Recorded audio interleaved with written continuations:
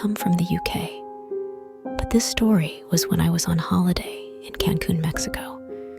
This encounter was actually why I came across this site, because I was looking into Mexican spirits, have previously done stories about a haunted house I live in and a haunted school.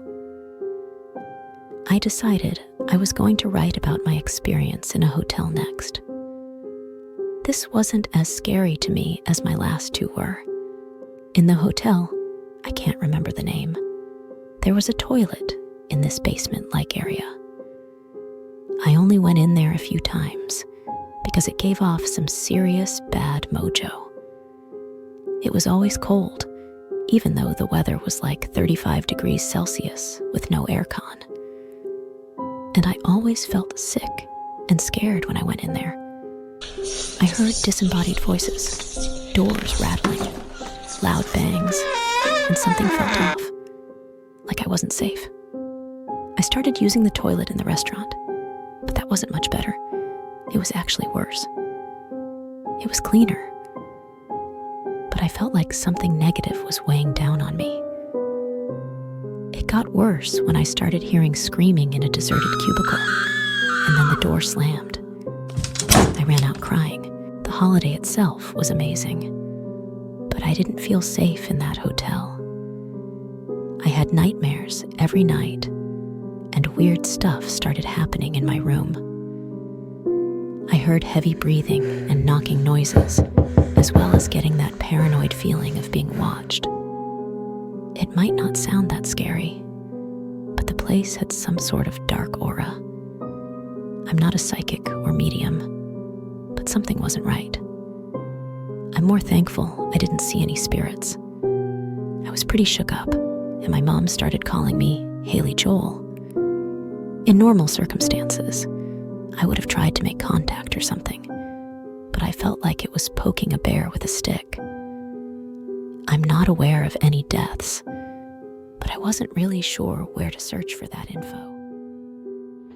Demonic possession or witchcraft. This happened when I was around 12 years old. My mom took my siblings and I to visit her mom in her hometown in Mexico during our summer break. As soon as we got there, we were told not to wander close to the neighbor's house. Strange things seemed to be happening there. Apparently, the 16-year that lived across the street was possessed. My grandmother actually used the phrase, "has the devil in her." It started with the girl, don't remember her name, hearing somebody whisper. Then she claimed she was able to hear footsteps that followed her everywhere. She stopped eating, sleeping, and every morning would find scratches and bruises all over her body. The priest had been called, and he had blessed the house several times, but it didn't seem to stop. Her parents had to send their other children to stay with grandparents because they were too scared to stay in the house with her, as she was beginning to have violent manic episodes. Some people in town said that when they walked by that house, they felt uneasy, and some even claimed they saw shadows and heard strange noises. My cousins were scared to walk by there and would rather go the opposite way and walk around the block just to get to a store that was 2 houses down from that house. By the way, this house was across the street from my grandma, and 2 houses to the left. 2 houses left of the house that was right across the street. Hope that makes sense. I'm not going to lie. I was scared too, but I also had this morbid curiosity. Every time we had to leave my grandma's house, I looked that way and stared. Don't really know what I was hoping to see. One morning, I woke to the grown-ups talking about what had happened across the street during the night. Apparently, a big stain appeared overnight in one of the walls. A stain that looked a lot like blood. They washed the stain with soap and water and painted over where the stain was. By that evening, the stain was there again. They went to get the priest, and once again cleaned the stain and prayed while the priest blessed the house and threw holy water at the wall. By morning, the stain was back. The word around town spread, and people had gathered and formed prayer groups. It seemed they were praying nonstop. One group of people would leave, and others would show up, all carrying rosary beads. My cousins, siblings, and I were under strict orders not to get close to that house. My grandma thought we might also get possessed, or something might follow us home. Of course, us being kids, we decided we wanted to go and look at this bloodstain on the wall. So off we went, hiding behind other people, so our grandma and mothers wouldn't see us. There was a lot of people, and not everyone fit inside the house, or they were afraid to go in. There was a lot of people just outside the entrance. As we got closer, we heard a girl yelling as if in pain. We also heard growling, but I'm not sure if the girl was also making these noises. Everyone there was praying the rosary in unison, but you were able to hear the girl's voice crying and asking for help. Then she would start yelling, screaming, and you would hear growling. At this point, my cousins, my brother and my sister had turned back in fear. My sister grabbed my arm and tried pulling me back, but I had to see for myself who was making those noises. I pushed my way inside the house, and what I saw next, I will never forget. I saw a girl tied with ropes to a banister of the house. She looked to be almost just skin and bones. I don't know what I was expecting to see, but it shocked me, and I gasped. For a second there, it almost seemed like she heard me and turned my way. I swear she was staring straight at me and smiled. I was frozen in my spot, unable to move. Then I felt someone pull me back so hard, I almost lost my balance. It was my grandmother that was dragging me out of there. I don't think I ever saw her that mad. She was fit to be tied. As was the norm, I got in a lot of trouble for disobeying, only this time I was really sorry that I did. I was so scared and kept seeing the girl's face and grin in my head every time I closed my eyes. I thought for sure she was going to get loose and come for me. Days after that, we headed back home to the US. Last I heard, the girl had gotten better. No one is sure if the priest coming over and blessing the house every day, or the town folk praying nonstop, is what helped her. But they say that a witch, Brujo, was also summoned. His belief was that this was not a demonic possession, but a very strong case of witchcraft, black magic. Apparently, this was done to her out of jealousy. She was very pretty and caught the eye of the wrong man. After she got better, she was sent away to live with relatives in the US. I don't know exactly what was wrong with her and how she got better. All I am sure of is that I saw her with my own eyes, saw the condition she was in, and heard the most god-awful noises come out of her, such as I've never heard before. Many years have passed, but this is something that is very clear in my memory. I still remember that face and that smile, and it still scares me to this day. The house doesn't like him. Oh, this is not too long. I will try to edit as much as I can, but I feel that the information I leave is relevant to the story. My parents purchased their retirement house in Mexico almost 25 years ago. They lived in that house for about 20 years. My children, my siblings, and I have very fond memories of this house. This is where we had all the family gatherings and spent all the holidays. I have a big family. So during those family gatherings, we filled up all 6 bedrooms with people sleeping on couches and in sleeping bags and inflatable mattresses in the living room. One of our favorite things to do, besides eating, was to sit around and tell ghost stories. Seemed like every family member had one to tell. Many of the stories had to do with things that would happen in that house. There was talk about noises at night, shadows, things going missing, blankets pulled, the usual ghost activity. It seemed like almost everyone had experienced something at one time or another. My father passed away in 2010, and my mother moved to Nevada with my sister about 2 years ago. I live and work in San Diego, which is only a few miles away from the house, so I spend most weekends there. At first, the house would be empty all week. My kids and I would go on Friday evenings and return to San Diego Sunday nights, so the kids could attend school and I could go to work. My kids love having 2 houses and living in 2 different countries. They were taking the best of both worlds. Anyway, one Friday evening when we arrived at the house in Mexico, we noticed the front door was wide open. We also saw some of our things laying out in the front yard. Someone had broken in. They pretty much wiped us out of everything but the furniture. We were devastated, not so much for the material things they took, but because we no longer felt safe. What was I going to do now? I did not want to stop coming to this big, beautiful house that held so much cherished memories. But someone already knew this house was vacant during the week, and they would keep coming back and taking whatever was there. My kids and I didn't get much sleep that night, but the next morning went out to warn our neighbors in case the thieves struck again.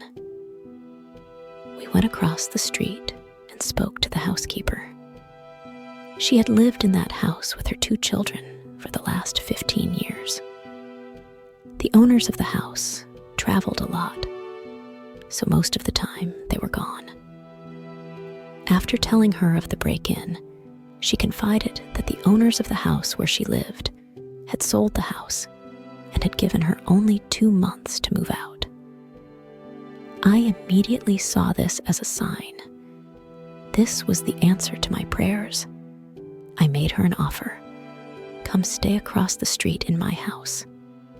She wouldn't have to pay rent, only split the bills with me. They could have the 2 bedrooms downstairs, and they would pretty much have the house all to themselves during the week. She loved the idea, so 2 months later, they moved in. Patty, her son and daughter, have been staying in my house since October of 2017.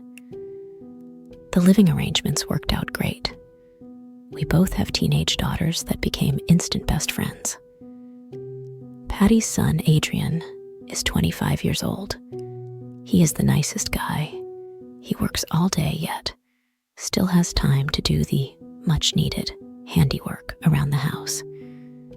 He has a 7-year-old son, Ian, that lived with his mom and only got to see every other weekend.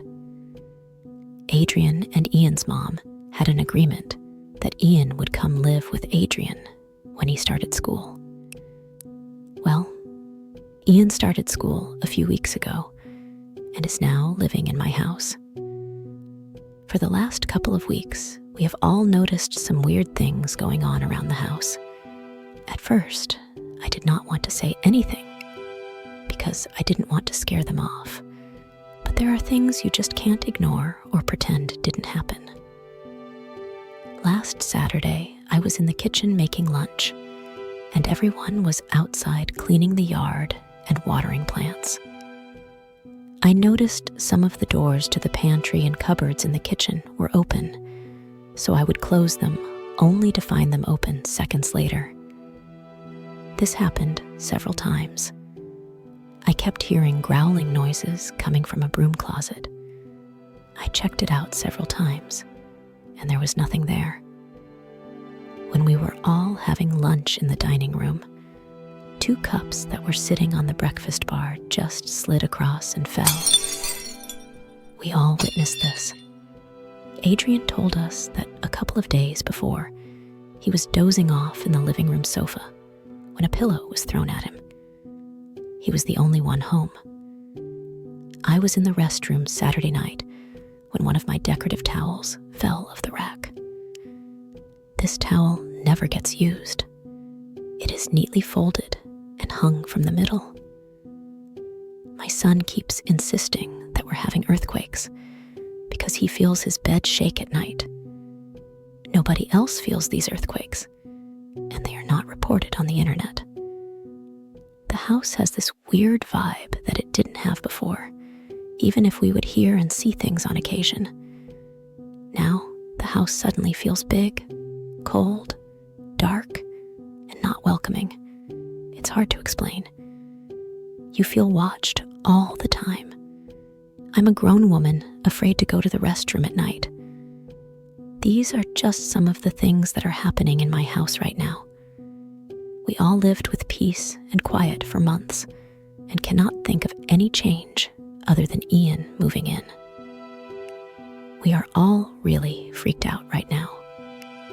I am getting ready to do a house cleansing, but need some advice. Could it be that Ian brought something with him? Or maybe something in the house doesn't like him? And if so, will cleansing the house help, since it's not really the house, but something attached to Ian? I have not told anybody in the house my theory about Ian being the cause of the ghost activities.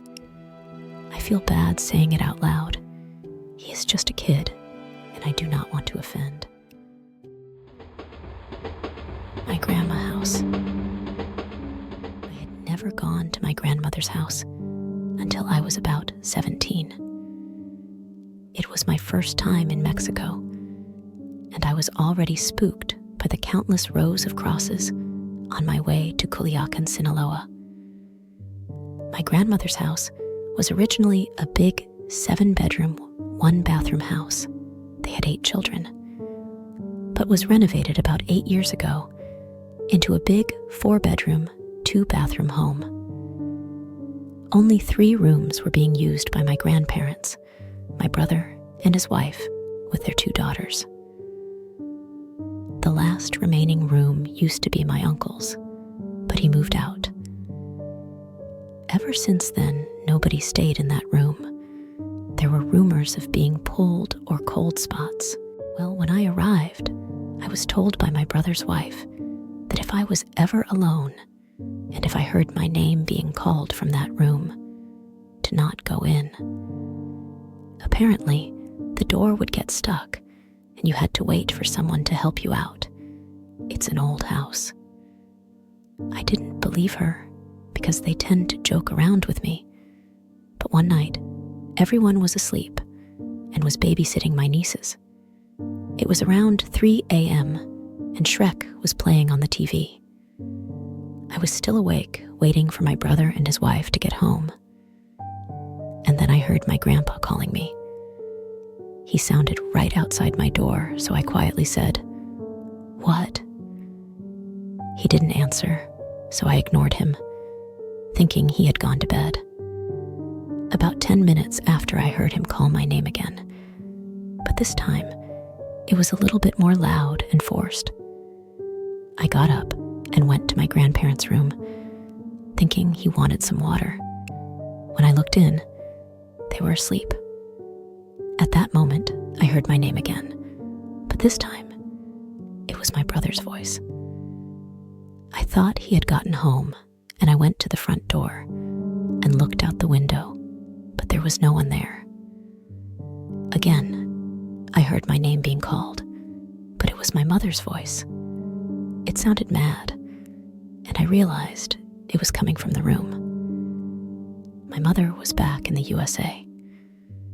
I was scared because I knew nobody was in there. My grandpa always kept the door locked because of the girls, but when I looked in, it was open. The door shut on my face, and I ran back to my grandparents' room and slept with them. call me a coward, but I was not ready for something like that. I told my grandparents the next morning, but they treated it as a dream, even though I made my grandpa get up and check the room. My brother and his wife believed me, but had told me to ignore it until I left. Could it have been a ghost or anything else?